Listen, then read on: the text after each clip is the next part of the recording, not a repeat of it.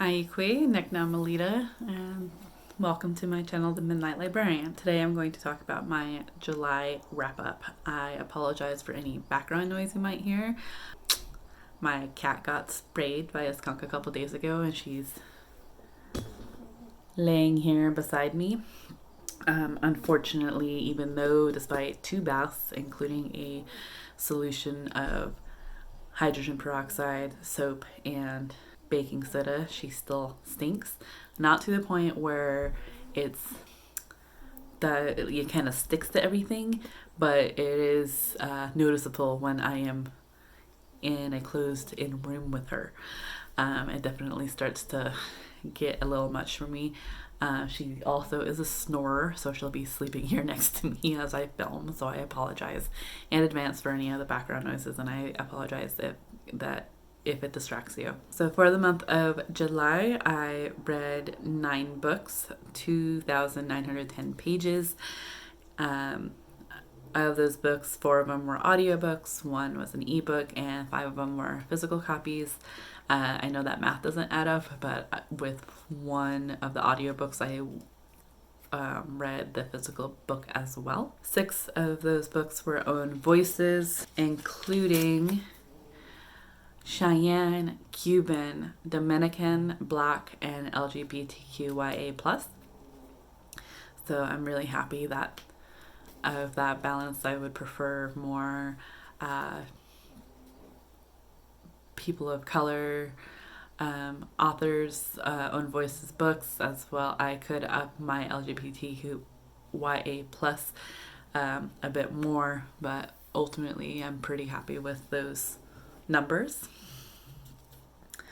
In terms of ratings, I had 0 1-star, 0 2-star, 3 3-stars, and 6 4-stars, and 0 5-stars, making my average for the month 3.666. And then in terms of categories, I had 5 contemporary, 1 nonfiction biography, 1 historical fiction, 2 fantasy, and 3 poetry / written in verse books. And 4 of my books were from my library, and the others I own. So the first book I read for July was There by Tommy Orange. This book follows 12 perspectives, 12 people, and they're all interconnected. They just don't all know it yet, as they all head to the big Oakland powwow. Now, I believe all the characters are indigenous in some way. Some have more knowledge about it than others, but ultimately all of it's basically figuring out their life in Oakland as an urban native, grappling with the complex history that is indigenous history, as well as what it means to inherit beauty and spirituality. So we get a multitude of perspectives. Like I said, I would say content warning for death of a parent, cancer, sexual abuse, blood, gore, I want to say body dysmorphia, / bugs. There's a lot of talk of spider legs coming out of wounds, and which I'm still figuring out. There's also a couple of scenes with animal abuse. So as well as drug addiction, alcohol addiction, also gun violence. I hesitated going into this book originally. I actually listened to it via audio through my library, and then when I found a physical copy on sale, I got it. I would like to increase my indigenous representation in my own personal library, so I was happy to get it. As well as I think it will help me when I do refer back to this or do reread this. I feel like I would enjoy it more if I read it physically through the audiobook, because there's so many perspectives and each chapter is an interchanging perspective. I had a hard time following who was who and how, if we already heard from this character. And I'm very much a visual learner, so I feel like this would definitely help me in that respect. It's not just this book that I had a problem with in terms of multi-perspective. I have a hard time with that in any book. It's harder for me when it's an audiobook. It's very distracting. So That's not on the author, that's on me, but that still kind of affected my enjoyment of the book. However, I do acknowledge that each character in this book has an important perspective on Indigenous identity, Indigenous culture, Indigenous history. It was led to some very interesting topics being discussed, as well as thoughts. What I ended up thinking about this book helps me realize actually my privilege and knowing who I am, where I came from, who I came from, and being grateful that my family is so proud and knowledgeable and comfortable with sharing our genealogy, our history, and this surprised me in terms of just how often I connected with a character. I didn't connect with all the characters, but I do. There was characters that I was like, it sounded familiar. I've dealt with some aspect of something like that in my life or know someone who has. So that was definitely interesting and awesome to see. If you haven't read this, I highly encourage you to do so. I rated this 4 out of 5 stars. And like I said though, I hope to reread this again, the physical version, and I think I would enjoy it more. The next book I read was an ebook from my library, and that was The June Boys by Courtney Stevens. This is my first Courtney Stevens book. This one I definitely had to sit on for a while to figure out how or why all that. I had to wrap my thoughts around it. I still have to wrap my thoughts around it. But The June Boys follows Thea Delacroix. She, in her area, which I believe is Kentucky, Tennessee area, there is the Gemini thief. The Gemini thief steals or kidnaps 3 boys June 1st and keeps them for until June 30th of the following year. And Thea is aware of the Gemini thief. However, when her cousin Alice disappears, Thea believes that the Gemini thief took him. And so her and her friends start really becoming like DIY sleuths, detectives, to figure out who the Gemini thief is and how to get Alice back, despite the fact that the cops don't really think that Alice was taken by the Gemini thief, as it was out of character for the Gemini thief. Content warning for kidnapping as well as death of a child. So I wanted something true crime-ish after reading I'll Be Gone in the Dark by Michelle McNamara. However, I wanted a fictional book. But this one was definitely odd in that, to me, it felt as though some of the assumptions and conclusions that Thea and her friends came to felt like grasping at straws. It very much kind of reminded me of the kind of algorithms that Law and Order and CSI shows kind of like come upon, and that they come up with this conclusion for some mild little clue, but we don't really get the thought process of how they get there. And although some reasoning behind some of their conclusions or accusations in the June Boys, I felt like that it was weak. So for the first 3/4 of the book, I wasn't really enjoying it. I mean, it was interesting enough that I kept reading it. Mostly Alice writes letters of his experience of being kidnapped as we go through the book, and that's what kept me interested and kept me going throughout the book.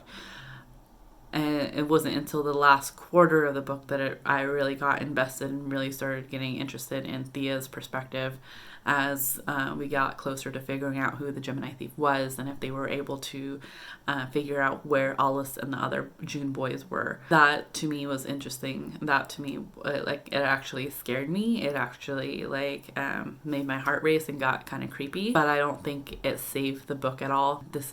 I think I rated this a 3 out of 5 stars, but I think I'm going to lower it to a 2.5. The next book I read was Hex by Rebecca Dinerstein Knight. This was an audiobook through my library. A gorgeous, gorgeous cover. I'm currently debating if I want to get a physical copy, not just because of the cover, though that is a aspect to it, but just because I feel like this is another book that I would enjoy reading physically as opposed to the audio book version. However, I really did enjoy the narrator of this. The narrator became Nell Barber to me. Ultimately enjoyed the narration of this, but the book itself follows Nell Barber. She is recently expelled from her PhD candidacy in biological science. She also just recently broke up with her boyfriend, so now has to find a place to live, and ultimately she doesn't have any furniture, so she's just in an empty apartment and slowly starts filling her apartment with poisonous plants as she hopes to break the speed record of detoxification and walking a fine line between poison and antidote. This book basically is her notebooks. It's Nell's notebooks as we follow her through her process of being expelled, how she's recovering from that, and how she's going on with her life outside of her PhD candidacy. But it's also more, all these notebooks seem to be dedicated to her mentor and her idol, Dr. Joan Callis, who is her advisor and is also a brilliant scientist. And this book very much reminds me of Sourdough by Robin Sloan or Chemistry by Aiy-yu-kwee Wang, in that you're guys kind of sitting in the heads and thoughts of these people in the science fields as their day-to-day lives are going on and they're trying to figure out what they're doing, which I ultimately enjoy, and I thought I would enjoy this book more because it's more about botany, which I do really enjoy. However, this book also made me realize why I failed botany. But it was also just hard because there is a lot of scientific Latin names for these plants, and Nell offers these interesting facts about them. However, like I said, I'm a visual learner, so I can't think of what those plants are in terms of scientific names. Very much like a PDF of these plants she's talking about. As well as with a name like Hex, I would kind of hope that there was some kind of witchcraftery going on. However, even though there is like some, wasn't very much.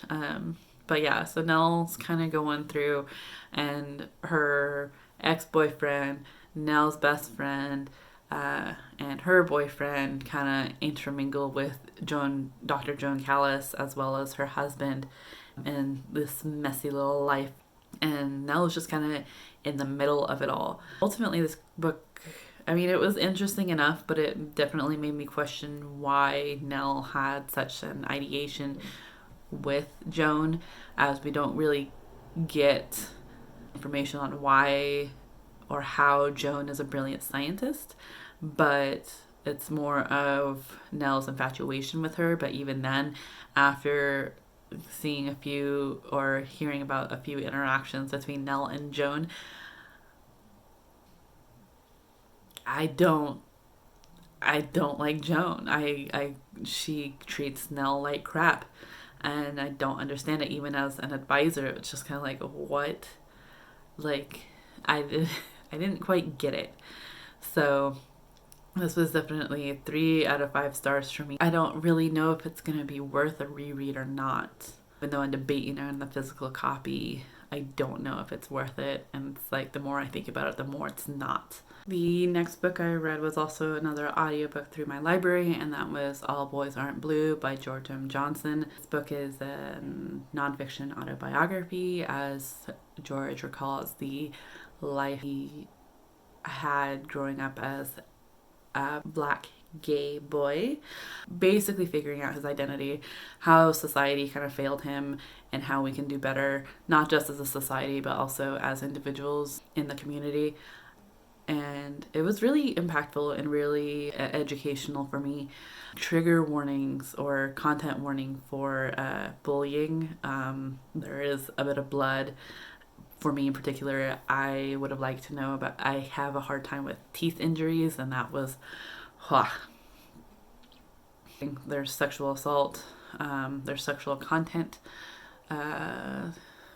homophobia, mention of AIDS and cancer, loss of a loved one, molestation. This was an intense book. It really was. But like I said, it was very educational. For me, I know that I enjoyed the repetitiveness of it, as I think it brought home the point. Definitely something to check out if you haven't already. George M. Johnson makes some very valid points And though I do not identify as queer, I believe it is good to know about how we can better ourselves, not only as a society, but as individuals, to have an allyship with LGBTQIA community, as well as I thought George M. Johnson also pointed out our education system in terms of history, and that is also something that I identify with as in terms of needing to do more, as it very much is a one-sided history. Points out the good and tends to ignore the bad.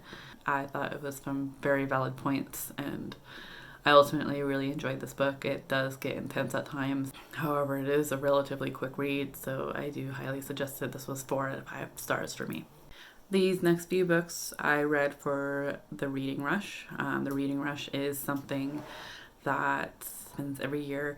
It used to be called the Booktubeathon, and I just wanted to say that there was something about this year. There was a multitude of problems that happened this year. Announcing it on Juneteenth, promoting their products on Juneteenth, but as well as not listening to the ableist challenges that they had been criticized on the year before, particularly during a pandemic. So the whole going outside challenge, even though I didn't personally have a problem with being able to go outside, that's not everybody else's reality. And that was something that they were criticized on last year, and the fact that they had it this year still, despite those critiques, their lack of promotion in terms of their book club pick. I happened to find it, but it was also because I happened to be on their website. I did get the book. I was not able to read it. I had 9 books on my TBR for the readathon and only got to 3 of them. Have the host not only not promote it, but to not prioritize it, despite being a host of the readathon. And then when the live chat about the book and discussion was supposed to take place, to laugh about not having finished the book and move on to a Q&A was fair to me, very irresponsible and very insensitive. As a host, you should prioritize that book. To kind of offer just apologies but not answer the question of how they plan on developing or educating themselves and bettering this in the future is disheartening, as this has been something that I have enjoyed participating in the past. A disappointment. I can't say that I would be continuing this in this readathon in the future, which is really, like I said, disheartening. The fact that there have been challenges to things that they did last year that they didn't improve upon this year doesn't make me think that it's going to get any better. So just wanted to put that out there before getting into the books that I did read for the Reading Rush. So I made a TBR for the Reading Rush. If you haven't seen that, I'll link that up in the cards or down below. However, I only got to 3 of the books that I had planned on reading. Wasn't able to get to Elif Shafak's 10 minutes and 38 seconds in this strange world. I also wasn't able to get to any of the new 52 Suicide Squad graphic novels, nor was I able to get to Kylie Reid's Such a Fun Age. What I was able to get to was Dreams from Many Rivers by Margarita Engel. This is a poetry collection of Hispanic history in the United States. And I believe they were all written by Margarita Engel. Some of them are about real life historical figures. Others are fictional characters in certain time periods to better understand what the time period was like at the time. This was very informative and will definitely be a jumping point for me as I better understand United States history. It was definitely informative, but I think this is marketed as a middle grade, so it didn't have nearly as much information as I would have liked. But like I said, I will be using it as a jumping point to learn more. And thankfully, Margarita Engel has what she read and able to research this book in the author's notes, which is fantastic. So, but otherwise, I, for the most part, enjoyed this book. It was really definitely interesting. Yeah, there's not much else to really say about it. I enjoyed it. like I said, it is marketed towards middle grade, but I definitely think that it's definitely a good start point if you do want to learn more about Hispanic history in the United States. And this book covered the challenge of book the same color as your birthstone. Mine is Alexandrite, which depending on the light, but depends on the color. So I picked a book with a multitude of colors. For the challenge of pick the first book you touch, I just grabbed a book from my mom, and this was The Smokehouse Boys by Shauna Oteka Makovi. This is a local author, indigenous author. She is Yurok and Karuk, which I am Yurok. I am descendant of Karuk. Each poem has its own story, which is great, but it's definitely a personal. Poetry is definitely based upon someone's individual experience, and it's deeply personal. And I felt that some poems were stronger. This is arbitrary, and for the most part there was a lot of poems that I didn't connect with, as Shauna and I have different experiences, which happens within our own tribes. So, but it was nice to read from a fellow tribal member as well as someone local. That was really cool. And there was one poem in particular that I really enjoyed, and that was what the title name of this book is, The Smokehouse Boys. I really did enjoy that one, and I even read it to my partner, and he enjoyed it as well. So it just wasn't as impactful as I hoped it would be, but it's kind of hard to rate something like that because poetry is arbitrary, much like a lot of art, much like all of these books. I gave this 3 out of 5 stars. I will refer back to it again as I do, and like I said, I did enjoy a couple of the poems in here. And the final book I was able to get to for the reading rush covered the challenge to read a book with "the" in the title, and I read The Deep by Rivers Solomon. This one took me a couple of days to read. Despite it being 166 pages, I took 3 days to read this, and that's not the book's fault. That was me just taking my time with this, and I'm glad I did.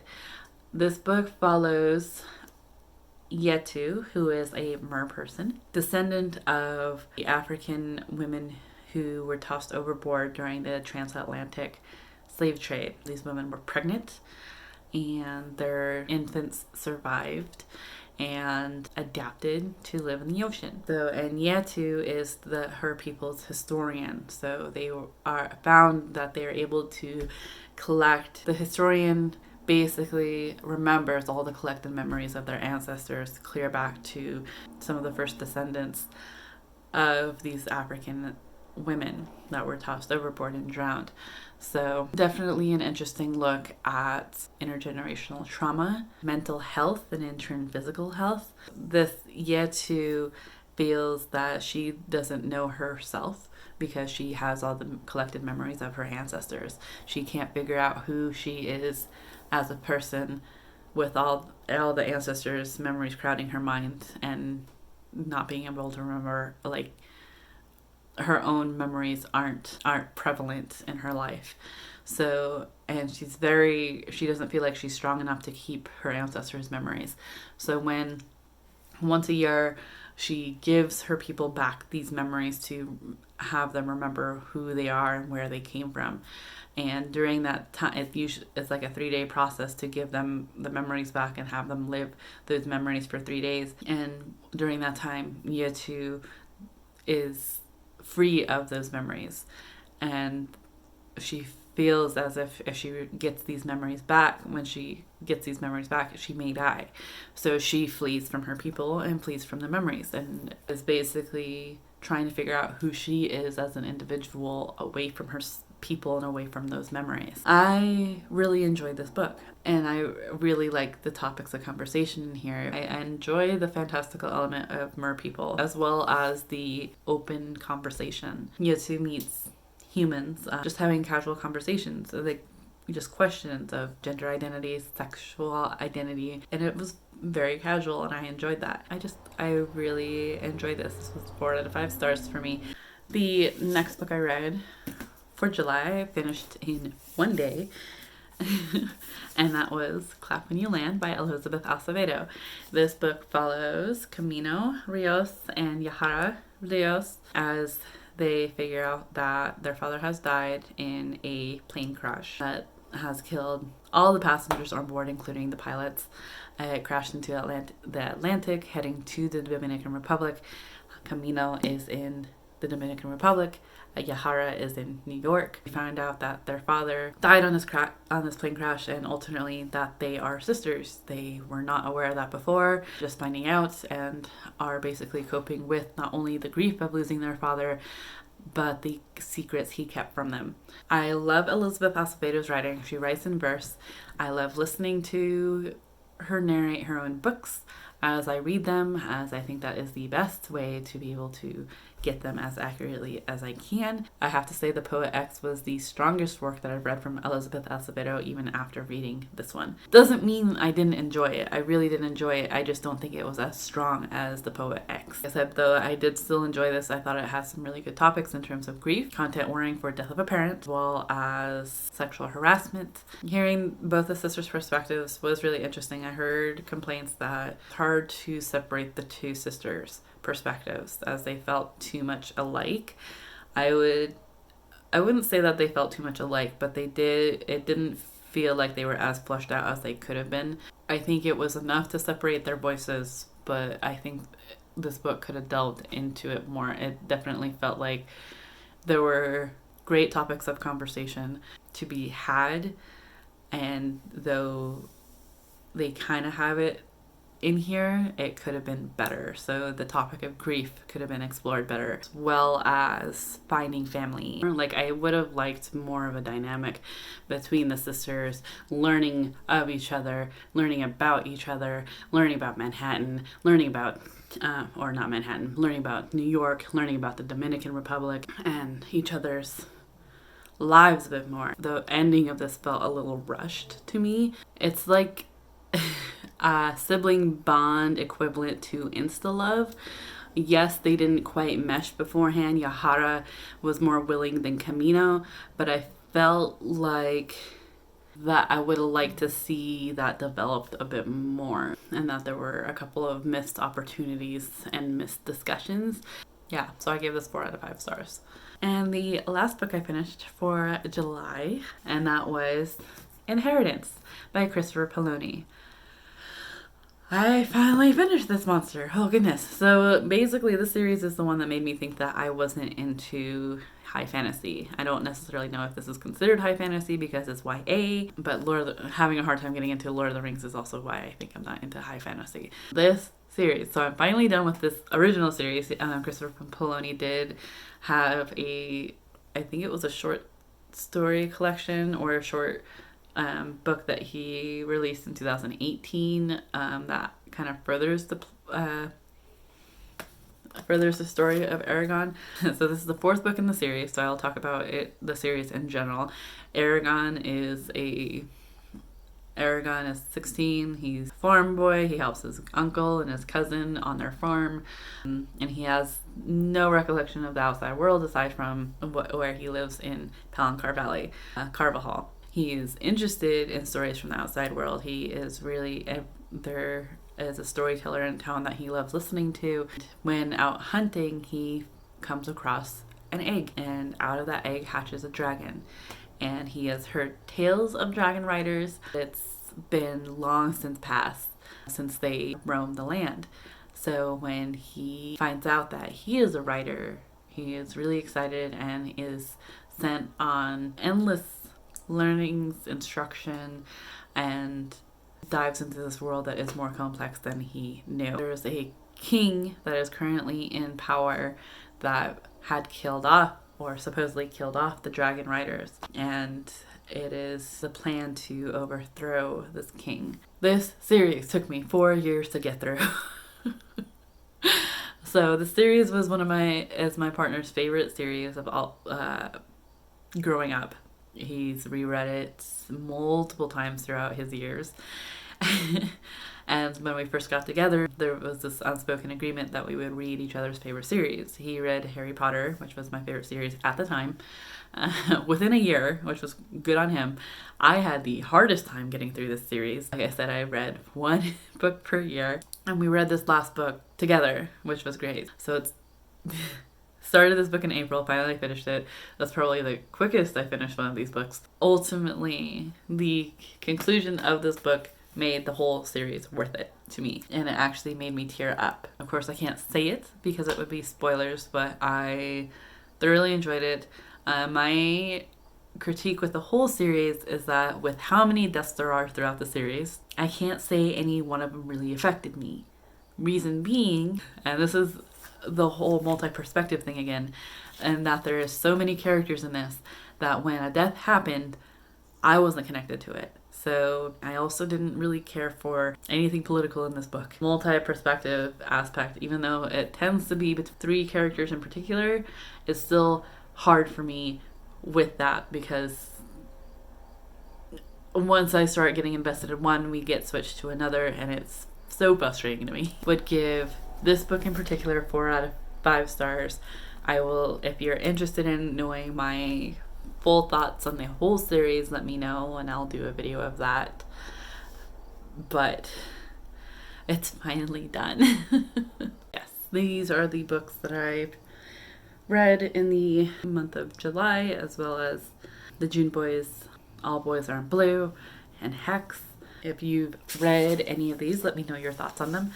Alright, so that is my July wrap up. If you've made it to the end of this video, please give it a thumbs up if you enjoyed me. If you want to see more of my content, be sure to subscribe and hit the little bell icon to be notified when I upload more content. There is still social injustice in this that we're fighting against right now. We are still in a pandemic, and we'll have links and petitions down below. Become aware, sign petitions, donate if you can, share. Otherwise, I hope that you are wearing a mask. I hope that you are washing your hands, and I hope that you are in a mental state to be able to continue enjoying reading. And I will see you next time. Chew.